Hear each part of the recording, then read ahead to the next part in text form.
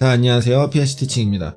자, 이번 시간에는 단동 실린더와 복동 실린더를 이용해서 체인 회로와 순차 동작 회로를 한번 만들어 보려고 합니다. 앞으로는 XG5000을 실행을 한 다음에 항상 기본적으로 입력과 출력을 미리 변수에다가 작성을 하도록 하겠습니다.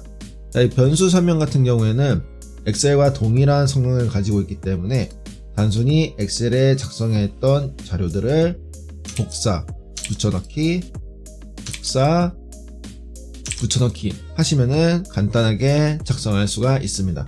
자, 이 산업기사 결선도는 선생님이 자료로 올려둘 테니까 이 자료를 다운받으신 다음에 항상 입력과 출력을 작성해 주시면 되겠습니다. PLC 같은 경우에는 순차 동작을 지향하기 때문에 체인 회로와 순차 동작 회로를 알아두시면 PLC를 작성하는데 기본적인 틀이 될 수도 있습니다. 자, 현재 화면에 나와 있는 게 바로 체인 회로의 한 예인데요. 먼저 좌측에 스타트 버튼을 두었습니다. 자, 스타트 버튼을 누르면 어떻게 되는지 한번 살펴보도록 하겠습니다. 자, EMG와 M4 같은 경우에는 현재 비접점으로 연결이 되어 있기 때문에 이 회로는 아무런 동작을 하지 않았을 경우에 전기가 흐를 수 있습니다. 자, 스타트 버튼을 누르게 되면은 이 비어있는 칸에 다리가 형성이 되면서 전기가 왼쪽에서 오른쪽으로 흐를 수 있게 됩니다. 전기가 왼쪽에서 오른쪽으로 흐르게 되면은 오른쪽에 있는 출력 M0가 켜지게 되고, M0가 켜지게 되면은 이와 같은 이름을 가진 장치들은 모두 동작을 하게 됩니다. 이 M0와 같은 이름을 가진 것들을 찾아보면은 스타트 밑에 있는 M0와 그 밑에 있는 새로운 회로 한 줄 M0가 동작을 할 겁니다. 스타트 버튼을 누르게 되면은 M0가 출력이 켜지게 되고, 그렇게 되면은 여기에는 M0도 전원이 켜지게 될 겁니다. 그렇게 되면은 굳이 전기가 스타트를 통해서 넘어가지 않아도 M0에 의해서 전기를 M0에다가 보낼 수 있습니다. 즉, 한번 스타트를 눌렀다 떼도 M0가 켜지기 때문에 M0 자기 스스로 전기를 통과시켜서 전원을 공급해 줄 수 있습니다. 자, 이러한 회로를 자기 스스로 회로가 유지할 수 있게끔 전기를 내보내 준다라고 해서 자기유지 회로라고 합니다. 자, 이 자기유지 회로 같은 경우에는 PLC 프로그래밍에서 굉장히 많이 사용하기 때문에 이러한 동작을 하는 회로는 알아두시면 굉장히 유용합니다. 자, 그럼 다시 한번 보겠습니다. 자, 스타트 버튼을 누르게 되면은 전기 신호가 M0를 통해서 M0가 켜지게 되고, M0에 의해서 자기 자신이 전기가 켜져 있는 것을 유지할 수가 있습니다. 자, 그 다음을 한번 보겠습니다. M0가 켜지게 되면은 그 밑에 있는 M0도 전원이 들어오게 됩니다. 자, 처음 회로와는 달리 M0는 B접점이 아니라 A접점으로 되어 있습니다. 자, 여기 M0가 A접점으로 되어 있다는 것은 이 M0의 전원이 들어오기 전까지는 이 회로는 절대 동작이 될 수가 없습니다. 자, M0가 켜지지 않는다고 가정을 하면은 이 A접점에는 전원이 들어오지 않기 때문에 아무리 CS2번에 전원이 들어온다 하더라도 전기가 다리를 건너서 M1에 전기 신호를 내보내줄 수 없기 때문에 이 가운데에 있는 회로 같은 경우에는 M0가 켜지지 않는 이상 절대로 켜질 수가 없습니다. 자, 이렇게 보면은 위에 있는 이 스타트가 있는 요 회로에 전원이 동작을 해야지만 그 밑에 있는 회로가 동작을 할 수가 있는데, 자, 이렇게 M0가 켜져야지만 그 밑에 있는 회로가 켜질 수 있는 것을 우선 회로라고 합니다. M0 같은 경우에는 M1보다 우선시해야 된다. 먼저 켜져야지만 M1이 켜질 수 있다 해서 M0, M1을 우선 회로라고 합니다. 자, 그러면은 M2를 한번 보겠습니다. 자, M2도 마찬가지로 M2 앞에는 M1이라는 하나의 다리가 존재하고 있습니다. 자, 이 M2 같은 경우에는 이 M1이 켜지지 않으면은 절대로 켜질 수가 없습니다. 자, M3도 한번 보겠습니다. 자, M3는 앞에 M2가 있습니다. 자, M3 역시 M2가 켜지지 않는 이상 동작이 할 수가 없습니다. 마찬가지로 M4도 앞에 M3가 있기 때문에 M3가 켜지지 않는 이상 동작을 할 수가 없습니다. 자, 이렇게 이전 동작을 완료를 해야지만 다음 동작이 켜지게 되고, 또 이전 동작을 완료해야지만 다음 동작이 켜지게 되고, 자, 이전 동작을 완료해야지만 다음 동작이, 이전 동작을 완료해야지만 다음 동작을 할 수가 있습니다. 자, 이렇게 체인처럼 앞에 동작을 완료해야지만 뒤에 동작이 동작되는 이러한 회로를 체인처럼 엮여 있다고 해서 체인 회로라고 부릅니다. 자, 이러한 체인 동작은 우선 동작과 함께 묶여 있기 때문에 M0가 항상 먼저고 그 다음이 M1, M2, M3 이렇게 순차적으로 진행이 될 수 있습니다. 자, 선생님 같은 경우는 이 순차 때문에 헷갈리지 않도록 하기 위해 이렇게 M0, M1, M2 숫자 순서대로 나열을 했습니다. 자, 여러분들도 나중에 프로그램이 많아지면은 순차가 헷갈릴 수도 있기 때문에 이런 식으로 숫자가 하나하나씩 올라가게끔 프로그램 작성하는 것을 권해드립니다. 자, 그런데 이 프로그램을 보시게 되면은 왼쪽 부분에는 입력 장치들이 연결되어 있지만 출력 부분에는 M0, M1이라고 하는 내부 릴레이를 사용했습니다. 자, 이 M0, M1이 무엇이냐면은 PLC 내부 자체에 들어있는 하나의 릴레이라고 생각하시면 되겠습니다. 자, 릴레이 같은 경우는 좀 추후에 한 번 더 자세하게 설명해 보도록 하겠습니다. 지난 시간에는 스타트 버튼을 눌렀을 때는 솔1, 즉 출력 장치를 직접 연결했기 때문에 외부에 있는 실린더가 동작을 했었는데 지금 같은 경우에는 스타트를 누르게 되면은 M0가 켜집니다. 즉 출력이 연결되어 있지 않기 때문에 입력 장치만 실제 이 프로그램상에 프로그래밍이 되어 있는 거고 출력 장치는 현재 프로그래밍이 되어 있지 않습니다. 자, 프로그램은 입력 장치를 직접적으로 출력 장치로 연결하진 않습니다. 자, 그러면은 왜 이런 식으로 프로그램을 작성했느냐?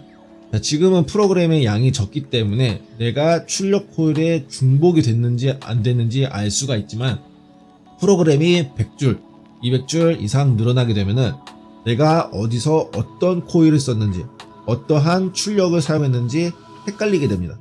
그렇게 되면은 코일이 2개, 3개 중복해서 작성하게 되는데 그렇게 되는 순간 프로그램은 오류가 발생하면서 동작하지 않습니다.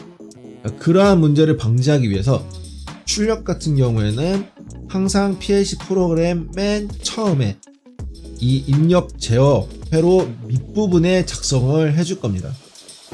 자, 현재 우리가 프로그램을 작성하기 위한 동작사항은 공급 실린더가 전진, 후진하고 가공 실린더가 전진, 후진하는 연속 동작을 한번 작성해 볼 겁니다.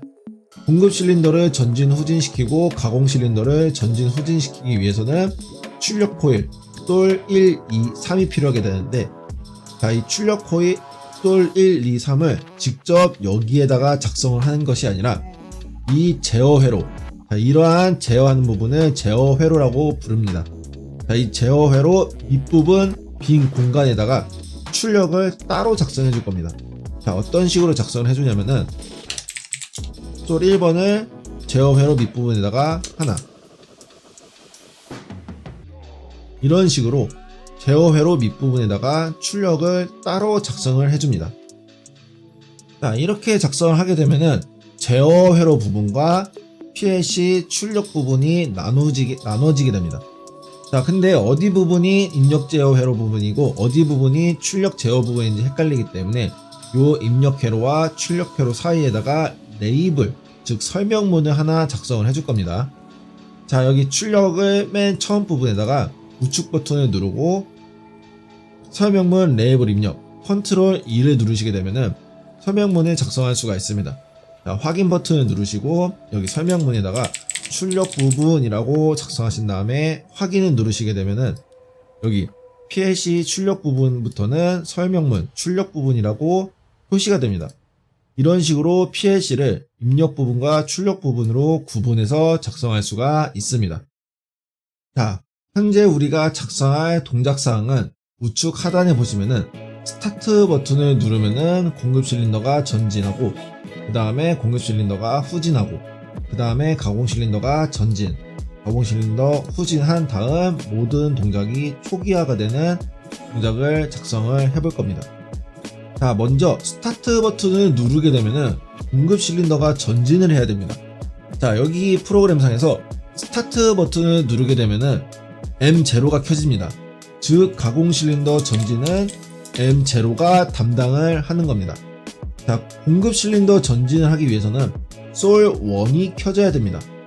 그렇기 때문에 요 M0가 솔1을 켜주시면 됩니다.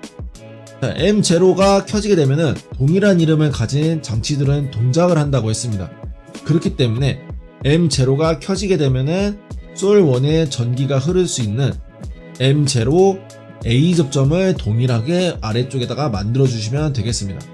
M0에다가 복사 붙여넣기를 하시게 되면은 스타트 버튼을 누르게 되면은 M0가 켜질 거고, M0가 켜지게 되면은 M0와 동일한 이름을 가진 것들이 동작하기 때문에 M0 A 접점에 전원이 들어오게 될 거고, M0에 전원이 들어오게 되면은 전기 신호가 이 M0를 통해서 솔1에 출력이 되게 됩니다.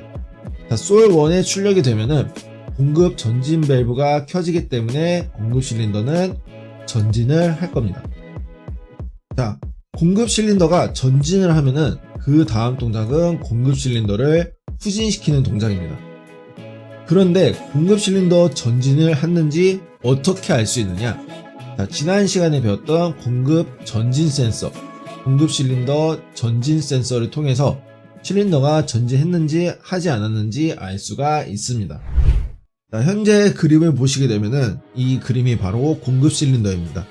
자, 공급 실린더 앞부분과 뒷부분에 보시면은 센서가 달려있는데, 자, 이게 바로 공급 전진 센서와 공급 후진 센서입니다.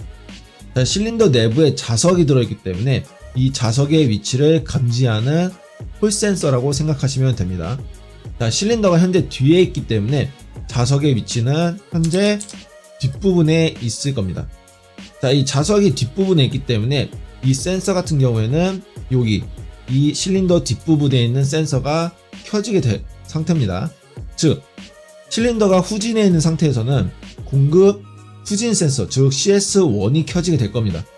자, 만약에 실린더가 전진을 하게 되면은 여기에 있는 자석이 요 앞부분으로 이동을 하기 때문에 그렇게 되는 경우에는 이 뒤에 있는 공급 후진 센서가 꺼지게 되고 앞에 있는 공급 전진 센서가 켜지게 됩니다.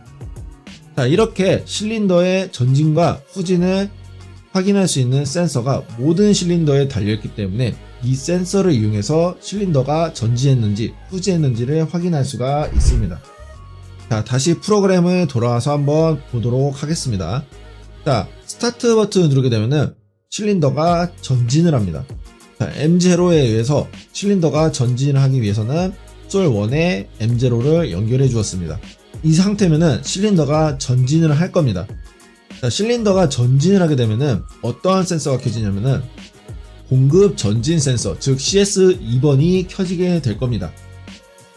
자, CS2번이 켜지게 되면은 이 CS2번을 통해서 실린더가 전진이 완료했다는 것을 알 수 있기 때문에 이 CS2번이 켜지게 되면은 공급 실린더를 후진시켜야 됩니다. 자, 그렇기 때문에 어떻게 보면은 이 CS2번이라는 센서가 공급 실린더를 후진시키는 하나의 스위치라고 보시면 됩니다. CS2가 실린더를 후진시키는, 공급 실린더를 후진시키는 하나의 스위치이기 때문에 여기 맨 처음에 작성했던 동작 사항처럼 동일하게 작성을 해 주었습니다. 대신에 스타트 스위치 대신에 공급 실린더 후진하는 버튼은 CS2번이기 때문에 앞부분에 CS2로 바꿔 주었습니다. 자, 그리고 여기에 보시면은 EMG와 M4가 있는데 이거는 추후 설명하도록 하고, 공급 실린더 전진이 먼저 동작이냐, 공급 실린더 후진이 먼저 동작이냐. 공급 실린더 전진이 먼저 동작이기 때문에 체인 회로, 즉 공급 실린더가 전진하기 전에는 공급 실린더가 후진하는 동작을 하면 안 되기 때문에 앞에 우선 동작 회로, 체인 동작 회로를 설명했던 것처럼 M0를 그 다음 동작 앞에다가 A 접점으로 연결해 주었습니다.